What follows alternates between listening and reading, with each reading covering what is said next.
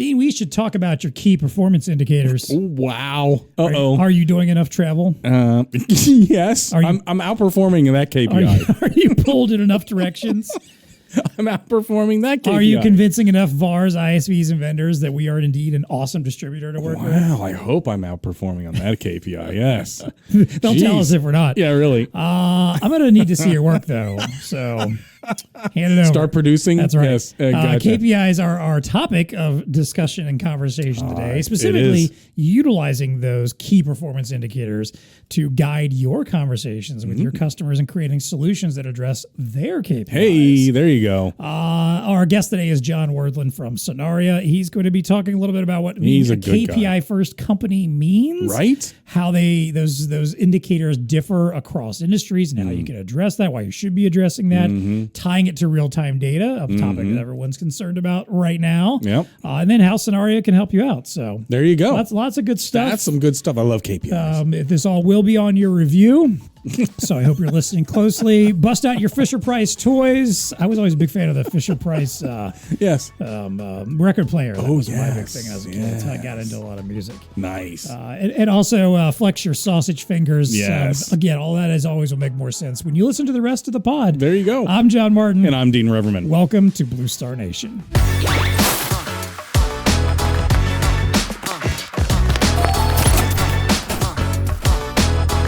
BlueStar Nation podcast is brought to you by ELO. Speaking of sausage fingers, not every display needs yours all over it.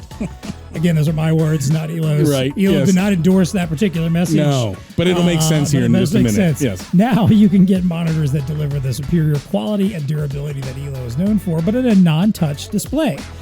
With 22 and 24-inch options, these monitors feature anti-glare edge-to-edge glass with IK06 impact resistance, enhanced ESD performance, and a ventless back and cable cover design to reduce foreign contaminant ingress. Who doesn't like a ventless back? Who doesn't? I love it. Sounds like a fashion choice. It does. Like, you know, and here she comes stunning Emma with Stone was on the red carpet today with a ventless back. I love it. Yes. From digital signage and kitchen display systems to dashboards, medical carts, and production line monitors, the 2210L and 2240L monitors provide a reliable, cost-effective display in a thin, compact form factor, long life cycles, integrated VESA mounting, and peace of mind courtesy of ELO Care service and support. Hands off. Hands off. ELO has the non-touch monitors your customers need. Contact the BlueStar ELO team to learn more and place an order. All right, our guest today is John Wirthlin. He is the Senior Product and Marketing Manager for Sonaria. Yes. John, you've been on the pod before. You were back with us, I think it's been a couple of years now when you were still over there at Zebra. Has it been that long? I think it has. It's time's a flat circle on this podcast. That's right. I lose track of how long it's been since we've done stuff these absolutely. days. But John, what have you been up to in the meantime? Maybe fill folks in a little bit on your background and then maybe explain a little bit about what Sonaria does too. Yeah, that sounds great. Thanks for having me, guys. Yeah, so I think it's been at least 3 years since I've been on. Oh, wow. Since I've been at Zebra. So just to give you just a real quick, so I started, I've been in the logistics and IT and consulting space probably for about 30 years or so. I was thinking about this on the way here, to work today. And so really, started off in patient care in the Air Force and moved into medical logistics. And I think really where I got the bug in logistics was I really understood, purchasing and inventory control and things like that. And then about halfway into it, I had a captain come in that's very progressive and said, all right, well, you're doing the computer thing. You're going to school for computers. I want you to figure out how to do ad hoc reports and EDI transactions. I said, what the heck are you talking about? And, this is a 2-bit airman talking to a captain, right? And but what happened was I learned how to download. Remember, this is like 89, 90, right? Yes, right. I learned how to download, master files on individual 5 1/4-inch floppy disks and start putting the data together. So what happened was I started understanding the relationship between how data flows and how work flows as well. And I think that's really kind of served me well as I've done a lot of consulting implementations of different warehouse management systems and different verticals. And then, like you said, I was here at Zebra a couple of years ago where I was the industry principal for manufacturing, transportation, logistics. And ever since then, it's been around, how do I help customers really understand what their business problems are and how do we take technology and make that better, to make a better outcome. And I think that's why I'm so excited about my role here now with Sonaria as the product and marketing manager is Sonaria's been around for about 8 years as that RFID IoT middleware. And now we're just really reshaping to understand how do we solve problems. And so that's why I'm really excited to talk with you guys about that today. Yeah. And the perfect need for the industry right now, right? I mean, there's just so much chatter about RFID, but we got to figure out how to connect all these things. Yeah. There you go. That we need companies like Sonaria middleman piece is super important. It's the glue. It is very much the glue. Well, John, obviously you kind of dated yourself a little bit there. I imagine there's a whole section of our audience that heard floppy disks and said, what did he say? What? Floppy what? Floppy what? What are we talking about? What is this podcast about?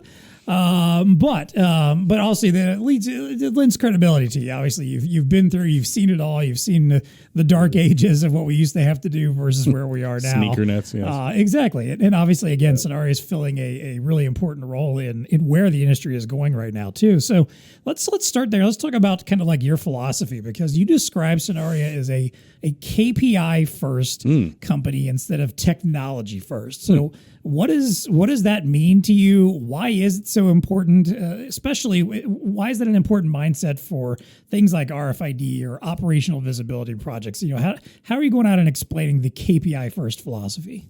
Well, I think, kind of what I was saying before, what I've seen in the industry since I've been in the, AIDC industry, since I was here at Lowry before, went to Zebra, and it's all about, kind of moving hardware, right? And it's a technology initiative.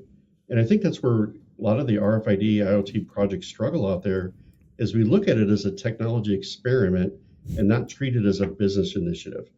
And I think that's where, where we struggle, and we struggle kind of getting buy-in from the different stakeholders is, RFID has evolved so much that it's really not an experiment anymore. We're looking at the Walmarts of the world, all these different retails, all these different areas are adopting the technology as if it works, kind of skipping the proof of concept phase and going right to, all right, let's figure out our use cases. Let's figure out how we do our integration. And it's really about how do we define the KPIs first and define them in a way that a language that leadership really understands. Because at the end of the day, if you're not designing those workflows and those user experiences that operators actually follow, you're kind of doomed at the beginning. Couldn't agree with that more. I mean, when you think about it, it's like when you walk in with a technology first kind of mentality, you start with that really cool tool. Well, there's hope that there's value, and hope is sometimes not a really good strategy when it comes to businesses. So you need KPIs, and that's why I think, John, it's brilliant, to think about that. I would throw on the table, setting the expectation, right? When you have a KPI, I can just imagine myself being out there and using this kind of mindset, like, hey, we're going to talk about outcomes and KPIs and stuff like that before we get into. To me, that's like setting the expectation properly with the customer. Because if you're walking in the door with this, again, well, we got to do it because keeping up with the Joneses, that's going to maybe have some fail, or, other reasons out there. Get to the brass tacks of why this is going to work. What are the key performance indicators that we can put on the table that if it's successful, this turns into a great project?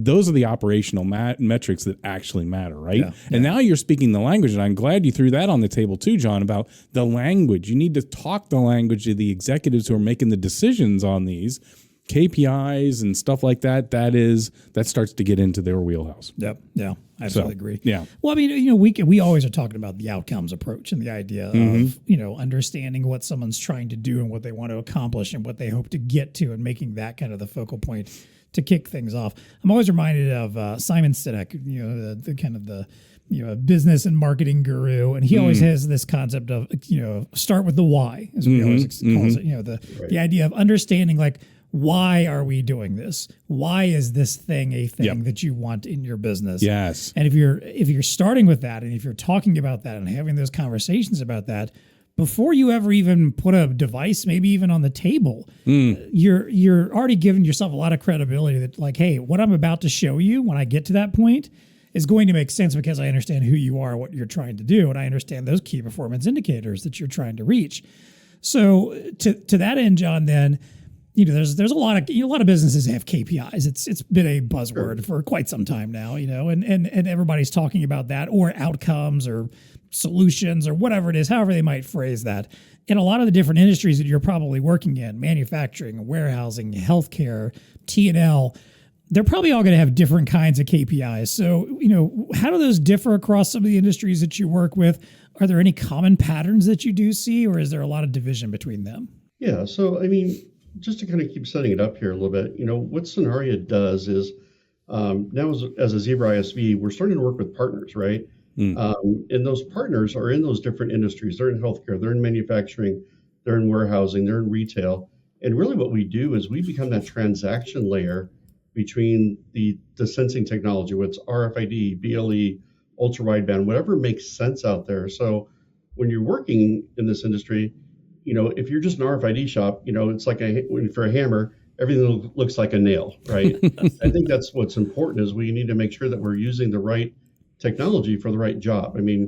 God, I can still see my grandfather, my dad saying, you got to use the right tool for the right job. Mm-hmm. And I think that's what happens is that we are equal partners between our ISV partner, IT and the customer, and the operations leaders. And if you don't have any of those three legs of the stool, your stool's going to fall over. And I think that's why leading with that KPI-led discussion, it helps shorten those sales cycles and it helps us get that value articulated. And, to your point, that kind of, goes into the point of, what are the core themes? And, I kind of look at this and think about, when you think about KPI and core themes, you get into what's visibility. Where's my stuff? Mm-hmm. Is my stuff accurate? Is the information you're telling me that's on the screen on my ERP system, is it equal to what's in reality? And how soon, or what's the speed that I can see that information coming back to me that's reasonable? And how do I reduce errors? And, again, this drive to work was really fascinating, guys, because I thought about you guys a lot. But, I think about, when we all were driving, starting driving in the early 80s, we on the dash, there was all these, what we kind of phrased idiot lights, right? These little buttons popped up and said, there's a problem. And usually it popped up and it was too late. And I kind of think about that as the gas gauge on your car. The gas gauge is a really great example of a KPI. I can look at that gas gauge and now it says distance to empty, and I can make decisions based on what that information is giving to me. And it's timely, it's accurate. It's not like, hey, I need my gas gauge to tell me all the time. I don't need to say, hey, take a break for an hour, come back and let me know if I'm going to run out of gas in an hour.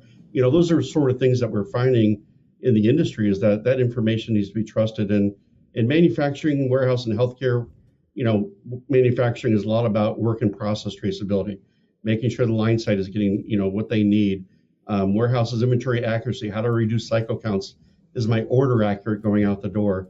And, healthcare is all about how do I utilize my assets correctly?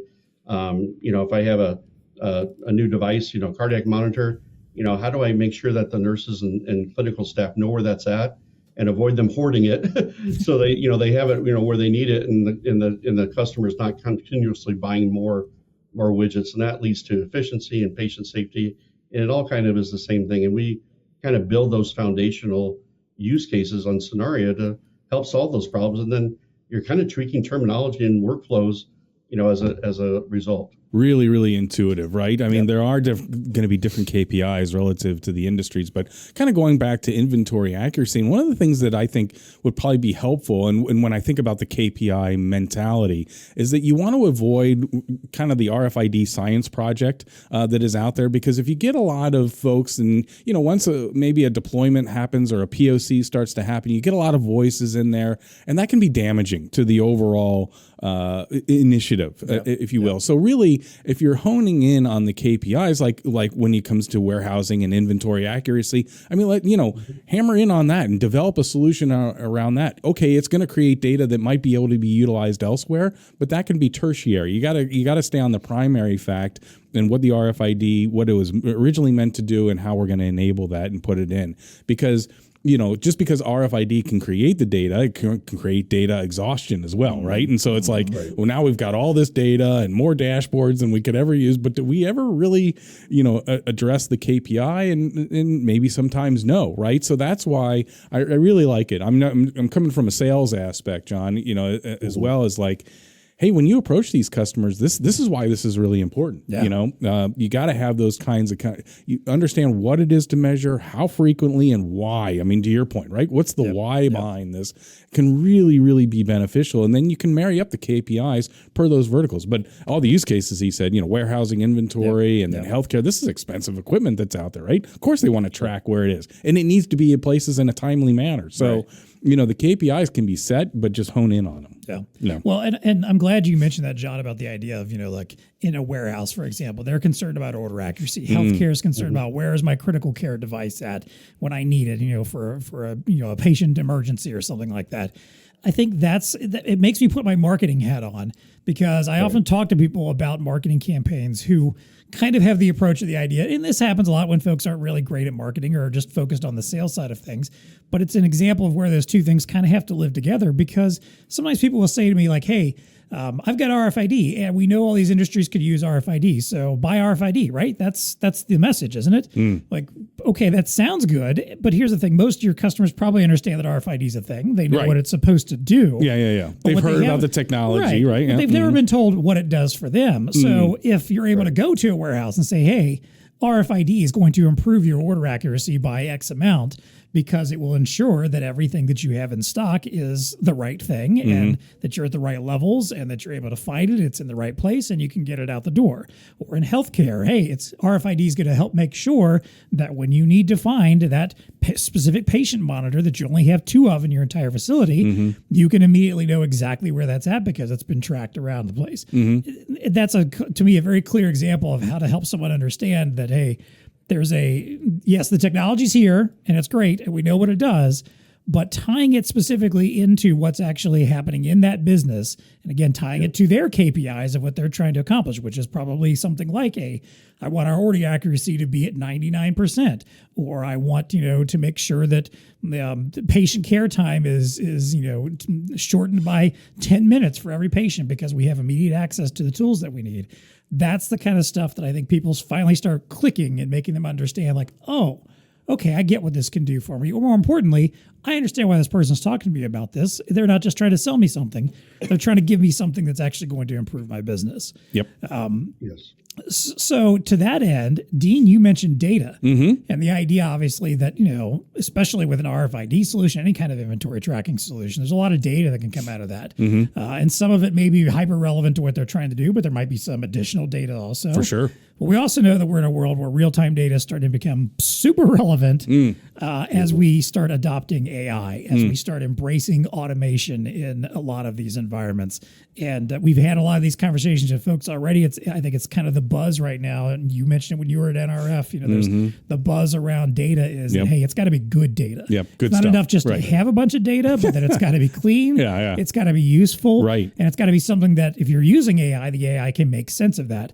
So, John, when you're out there speaking to customers, what are some of the metrics and the KPIs that really stand out to you that help you kind of demonstrate to them how these kind of solutions and how taking a KPI-first mentality is going to help fit something like an RFID solution into an outcome for them? Kind of how are you tying it to where we are going with AI, with automation, with data?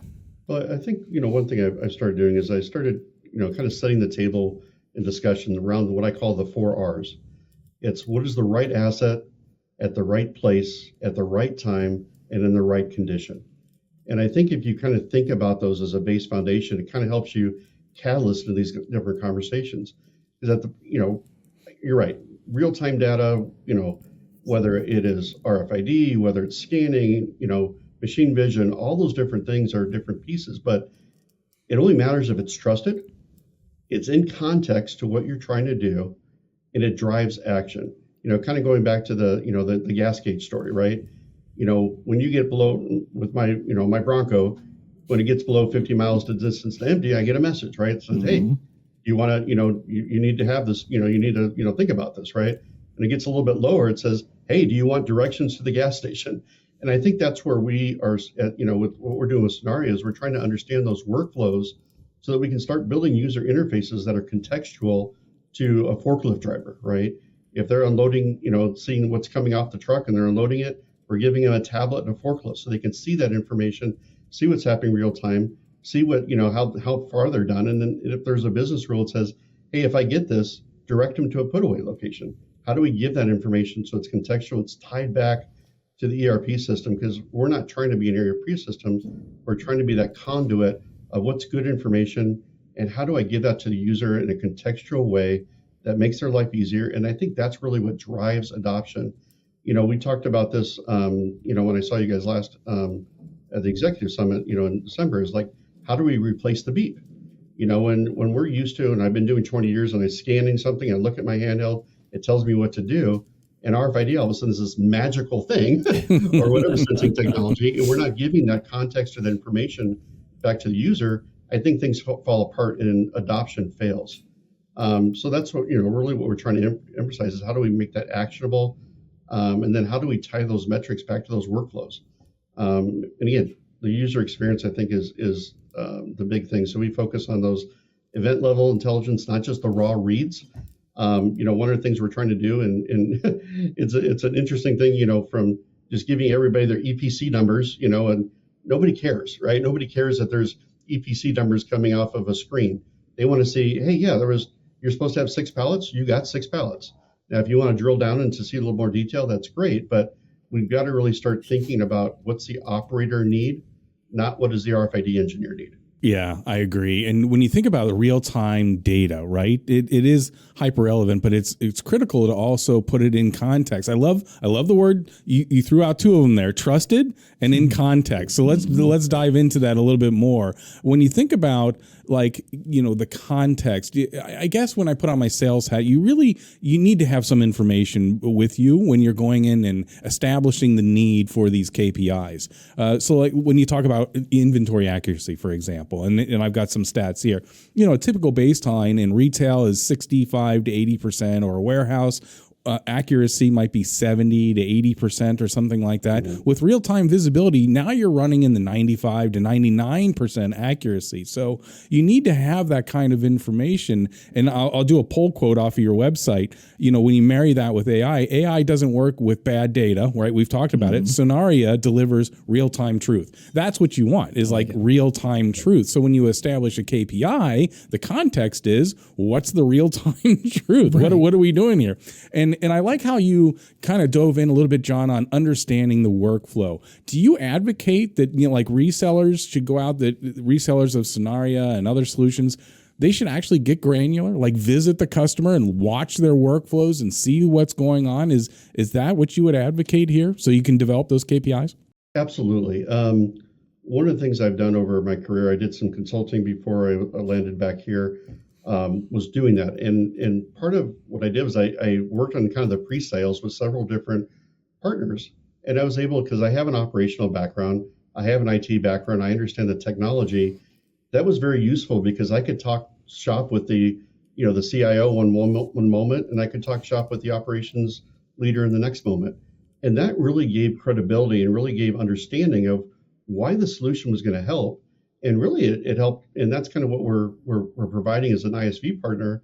Is when you connect with us and partner with us, you get that from me. You get that capability. If you don't have that, we can marry that up.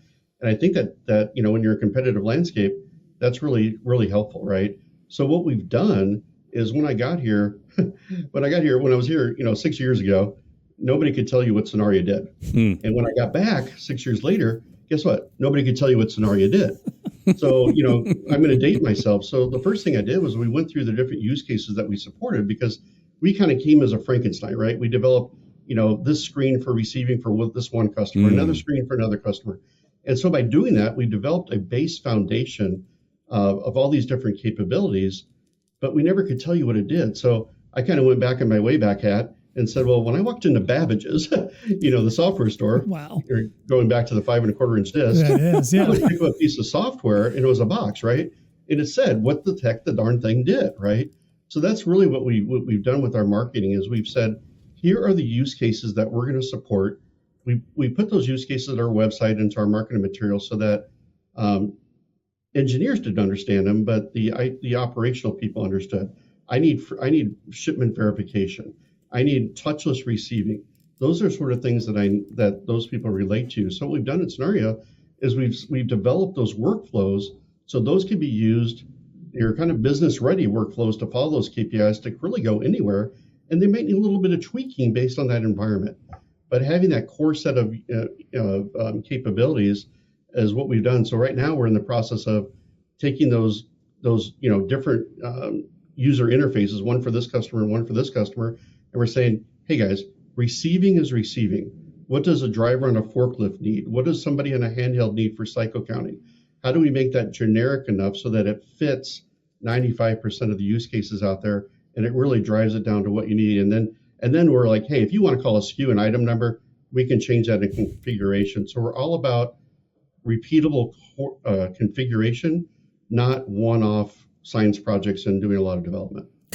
There is so much gold in what he just said. I don't know where to begin, but I think the journey's been similar to a lot of other resellers that John is tapping into here. Yeah. Like, I'm just going to go back to his statement around how they were kind of Frankensteinish a while ago. And that has got to ring to so many resellers out there. Yep. I remember when I worked for a reseller, we had Frankenstein kind of projects out in the sense that, we did digital signage and we could integrate it into Radiant POS over here. And then we did the Duke Energy Center, which is a convention center over here, so we had a little widget that could work over there, and we had all these kind of Frankenstein-ish type of things. But it's a common journey. So I applaud you guys for wrapping it now around contextual use case marketing. And man, use case marketing right now is really, really hot. Mm-hmm. And I further love the idea, John, that you're using comics but that's a whole separate story about how just the kind of the delivery mechanism they're using as comics. And then the way to engage, absolutely. But that is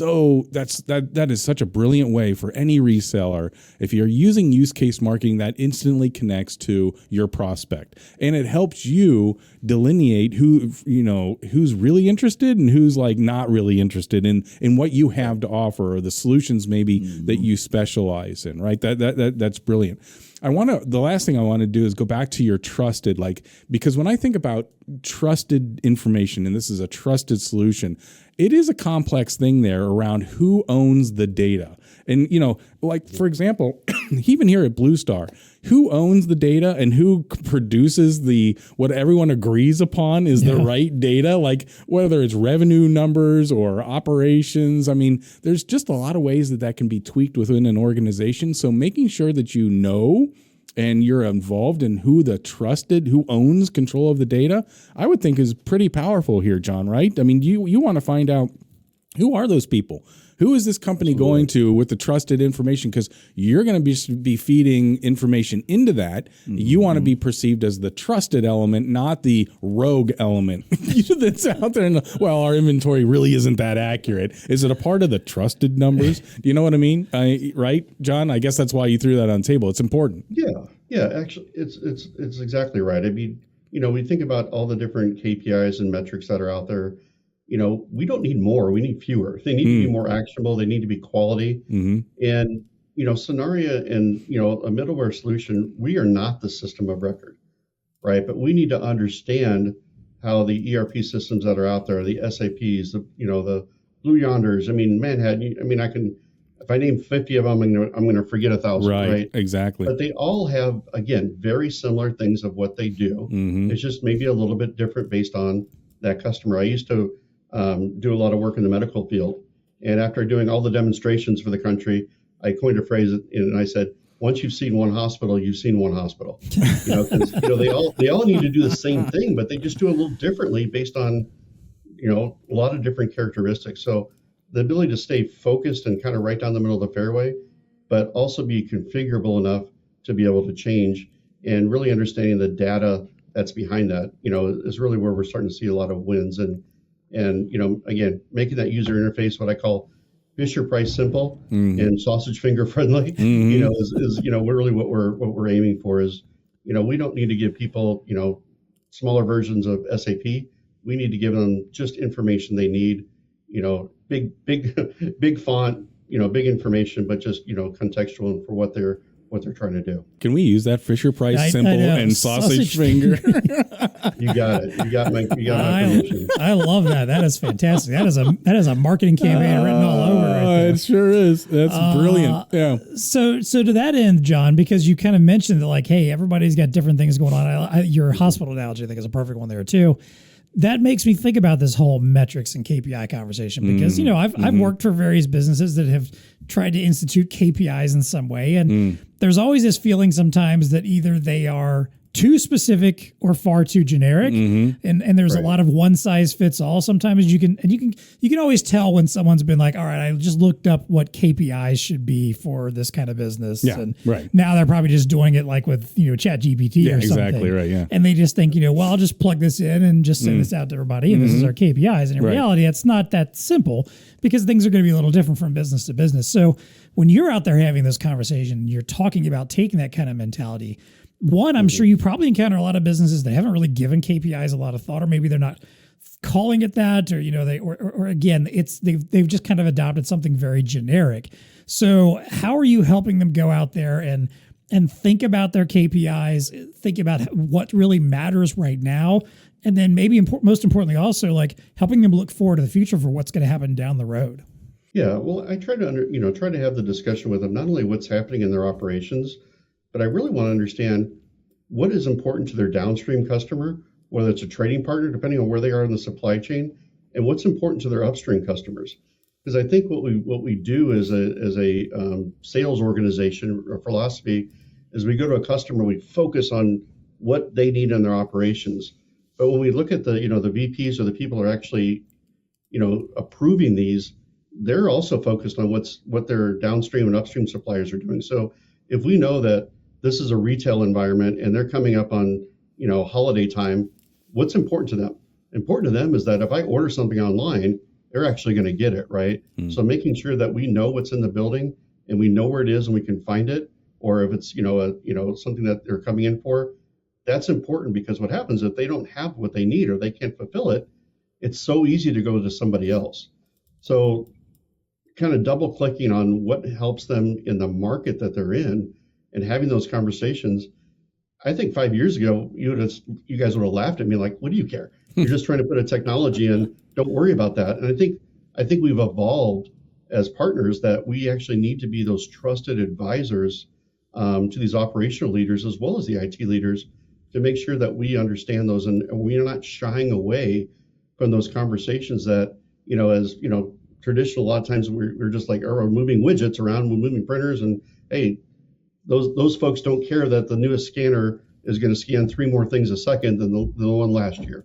I think we just have to get into more of those discussions. And I'll tell you what, my biggest tool is and it's hard for me, as you guys probably know, you know me a little bit, is if I can listen 80% and talk 20%, that's my gold. It's a great goal to have. Yeah. I couldn't agree more. Yeah. Understanding the downstream and upstream, another brilliant tactic there, right? Because I think some folks would walk in and just think, well, how is this going to affect downstream? They understand the downstream, but thinking upstream, that's brilliant as well. Yeah. Mm-hmm. Yeah, I completely agree. That's kind of what I wrote down is like, thinking about your shareholders, your stakeholders, internal, external, everybody's got a piece of this and everybody wants something out of it.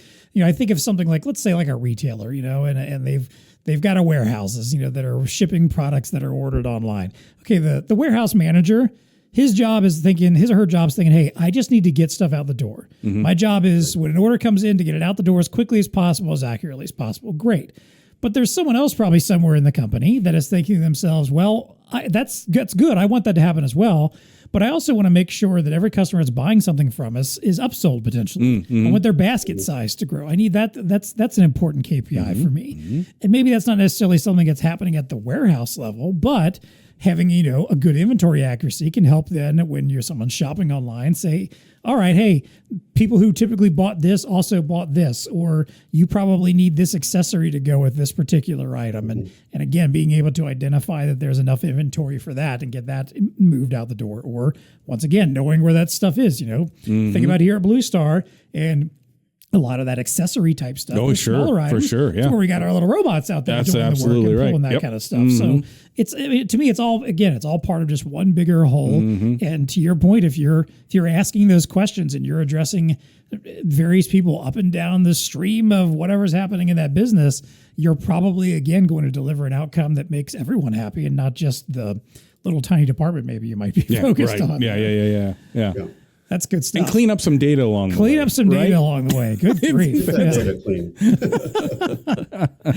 All right. Well, in a moment here, we're going to have John talk a little bit more about Sonaria and how you can work with them, what they're going to go out there and help you guys do, and where they see some opportunities. Before we do that, quick note of what's happening around BlueStar Nation. Hey, BlueStar Academy is enrolling right now. Yes. It's happening. It's here. It is here. Let's go. If you've ever hired someone and wondered to himself, when are they going to get it? Well, we get it. We understand. We're here to help you out. BlueStar Academy offers 2 days of channel-focused education, giving you or your sales reps a deep dive into specific technologies, industry use cases. We just talked about today, understanding industries and understanding their use cases and taking that mentality and adopting a solution selling mindset, outcome selling, KPI selling. Very relevant to what we're talking about today. These courses are led by industry vet Mike Monticello. BlueStar Academy is the perfect way to introduce new reps to the channel and working with BlueStar, or maybe polish up yours or a veteran's skills on your team in this very constantly evolving industry and constantly evolving technologies.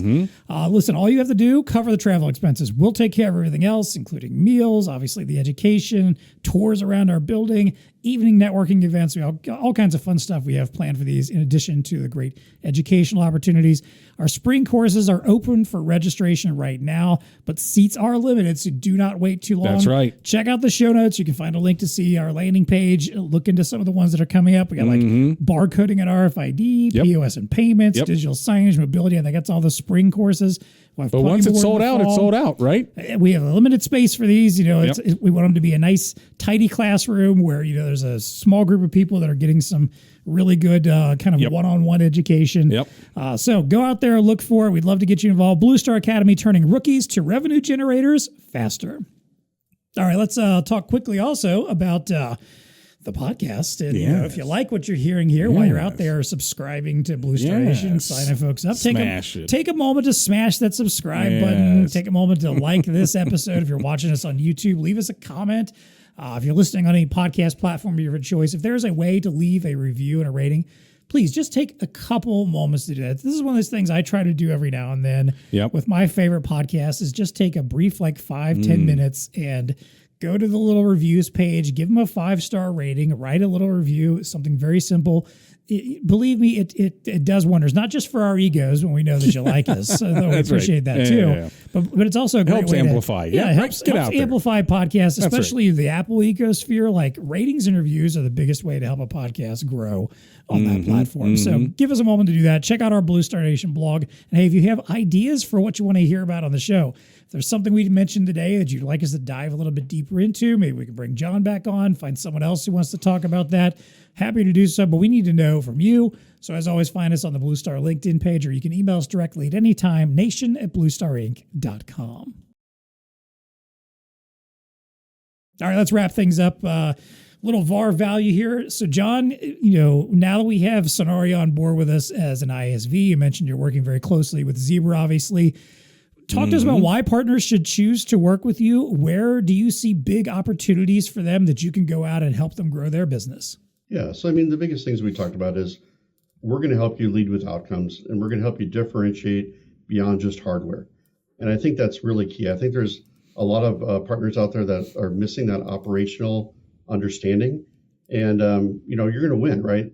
Those sales conversations are going to start higher in the organization, because you're not going to be afraid to go there when you partner with us and partner with me. Again, creating those use cases, those deployments become very repeatable. You start in one place, so you can start with one module, just inventory control or maybe receiving, but that expansion is always there as well. So, you know, we don't just replace, you know, that partner value. We really try to amplify what the partner is able to do. And right now, warehouse visibility, manufacturing work in progress, and really anything related to those proof environments, like from the, you know, the drug, or the FDA, the Drug Supply Chain Security Act in pharma, medical devices, you know, Food Safety Maturity Act. Those are all things that are just really, really trying to get, you know, how do we make this, how do we meet these objectives and as efficiently as possible, because people still aren't growing up, you know, trees. And, you know, again, if partners want to move to, you know, from a, you know, kind of a one-off RFID projects to more repeatable API-driven solutions, you know, we're built for that. And I'd love to talk with anybody looking to build that sort of practice and that sort of partnership. Sonaria.com is out there, and take a look at what we have out there, and just hit the contact button, and we're happy to have those conversations. There you go.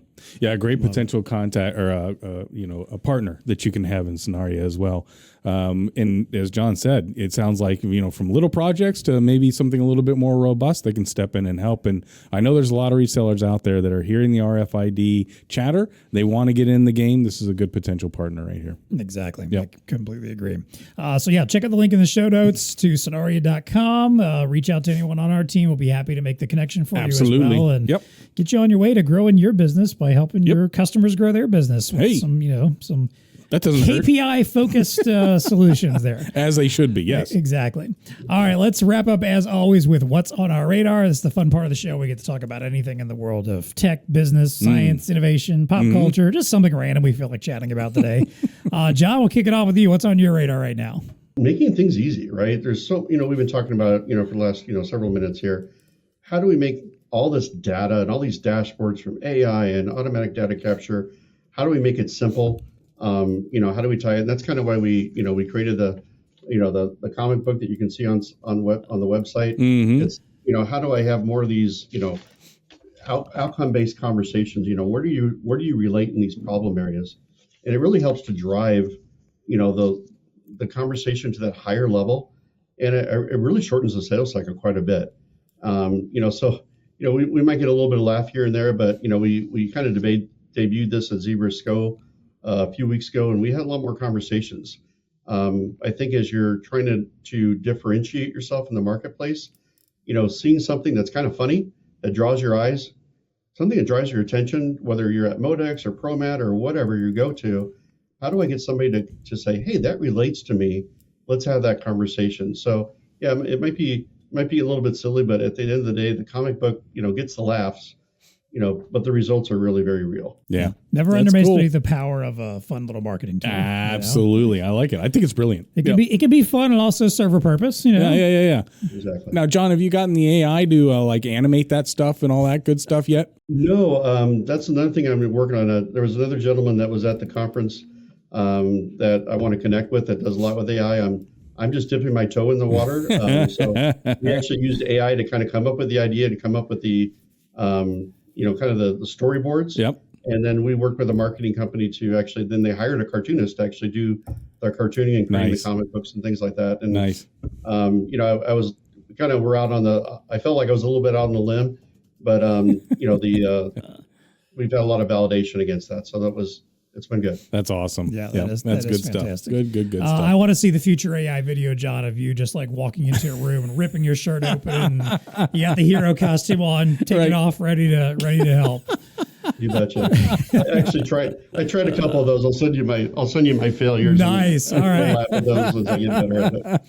I like it. All right, D, what's on your radar right now? So I read this headline: scientists develop platform allowing proteins to evolve thousands of times faster than in nature. So this is kind of cool. It's a whole medicine and bio. Are we getting that much closer to Jurassic Park? Biotech. Is that what we're going here? I don't know. No, it's like solving cancer. Okay, that's a practical good use case. Usually we come up with the dumb use cases like making dinosaurs or an ear growing rat or something. No. This is really going to help. So the ability to evolve proteins with newer improved functions is really kind of critical to the whole medicine and biotech world. Right. Apparently that process is really kind of slow, because you have to depend on nature and mutations that happen over time. Whereas the system, and it's named T7 Oracle. I don't know. They got to come up with a better marketing name if you ask me. But it represents a breakthrough in how researchers can engineer therapeutic proteins for things like cancer or neurodegenerative situations or essentially any disease, right. in essence. What it does is it hits the fast forward button on proteins and how they interact and these types of things. And you can evolve the proteins continuously and precisely, all this kind of good stuff. I don't know a lot about biotech, but it seemed to me like this was one of those little revolutionary moments, like, we're just going to enable these researchers so that they can 1,000x their time to understanding how these things interrelate, and when the therapies that they're coming up with, are they actually going to be accurate, and those types of things. I'm sure there's AI in there somewhere. I'm sure, yeah. But there you go. So there's hope. There's proteins that are being manipulated in very quick order. Yeah. Helping us all get I need there. some of this stuff to start speeding up. I mean, the three of us, we're all gentlemen of a certain age. Like, Right? I'm ready for for some of we these need to figure all this stuff out. Some of these medical innovations to actually hit, so that we can all start taking advantage of them. That's right. And increase our Definitely overdoing the lifespan. flying cars, right? They should have been around. Well, no, I'm good. You can keep the flying cars. Let's just figure out cancer and all these other things, Yeah, right? the flying car is not going to keep me alive for an extra 20 years longer. That's That's true. that's not going to help me at this point. But you just think about it. I think good things are coming. Like in the next 5 so. years, and I know that. I mean, you just hear about how things are just coming into, what do they call it, where they have to test the drug and stuff like that. Right. Yeah, much faster. Yeah. Like much faster than it has in the past. So anyway, hopefully good things are coming of that. You will see. What's on your radar there, my man? All right, so I don't know if you like a good conspircy theory or not. Oh, everybody likes conspiracy There's always some fascinating theories, ones out there. Everything from did we go to the moon? Right. Or did Stanley Kubrick film that in a soundstage? Are chemtrails part of a mind control program? Yes. Is the Earth flat? Have aliens visited and built the pyramids? Wow. Well, apparently You've the tapped latest into some of the bigger ones. one of the latest ones making its way around the internet is the idea that on August 12th of this year, at 10:33 a.m. Eastern Standard Time, the gravity will stop on planet Earth for 7 seconds. Wow. Okay. August 12th, 10:33, 7 seconds. 7 we're all floating. seconds. We just randomly are gonna lose gravity. So we should strap ourselves down. Is that what? Well, I mean, I don't. Well, that's what just are we doing here? What are you going to strap yourself to? Because, if gravity's gone, like a building or something. I don't know. I don't know. All right. So where's this conspiracy coming from? I don't know. Something was spread around. It started on December 31st. A guy posted on Instagram saying that he'd heard that in November 2024, a secret NASA document titled Project Anchor was leaked online. The project's budget is $89 billion, and its goal is to survive a 7-second gravitational anomaly expected to happen on August 12th at 10:33 a.m.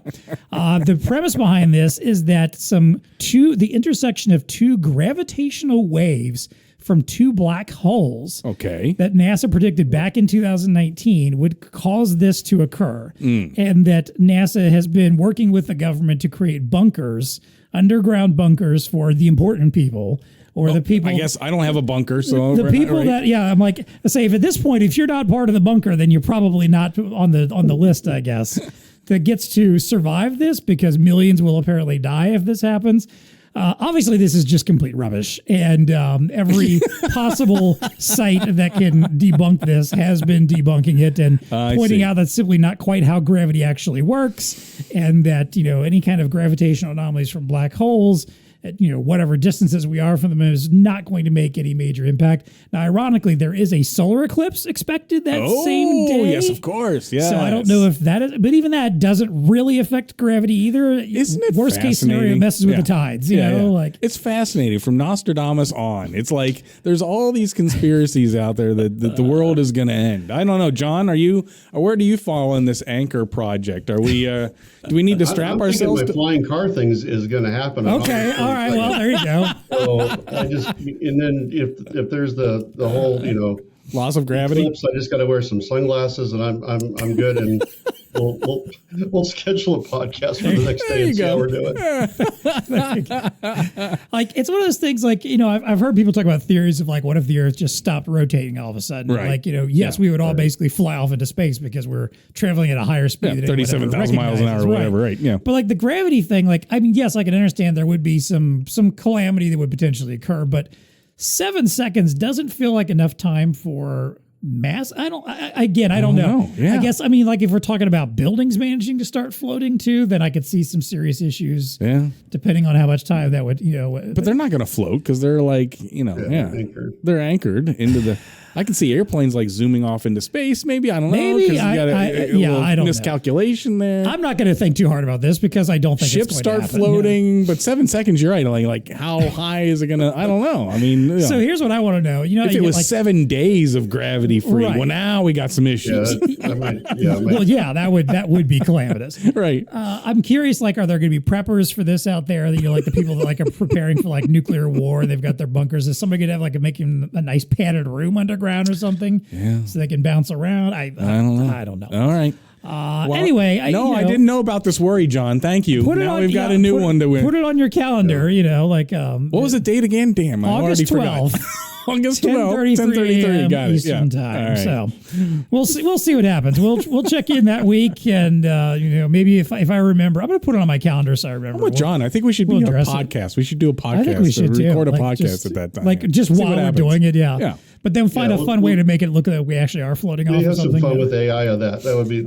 I'll get my AI video skills Exactly. That's there, so. honestly, that is my favorite part of these little conspiracies when they happen. Like every time there's like another prediction of like the world's going to end in this day or the rapture's going to happen or whatever. Yes. Is all the fun, goofy videos people will make. You know. To me, it's reminiscent, and the three of us will remember this when Y2K happened. Oh yeah. And everyone was just watching the countdown of rolling into 2000. And of course, I was at a small party on that particular evening, and somebody went downstairs and flicked off all the lights. And so he was like, "Yeah, it was just enough to like be that guy." Nice. So if we do record on a plane, believe it or not. Oh my! Oh wow! But we landed like at 10 o'clock that night. Okay. So, okay. Yeah, that was like everybody's like, "Oh my God, you can't be flying that." Well, I guess that'd be one way to go out in a hurry. You know, like you don't have to suffer through the consequences at that point. What would we dub this? The float party? I mean, what's going to happen? There's no gravity. We just float. Oh, it's not the snap from Marvel. It's the float. The float. Yes, there you go. Hey, where were you when the float happened, man? There it is. Bingo. That is what's on our radar. John Wirthlin, Sonaria, thank you so much John. for joining us today. Appreciate having you. you. Blast. Appreciate it. Appreciate having you back on the pod. We are going to sign off until next time. Go out there and talk some KPIs. Yes. Anchor yourself down, I guess. Right. And maybe get some protein evolution going on. We'll see you out there, folks, in the nation.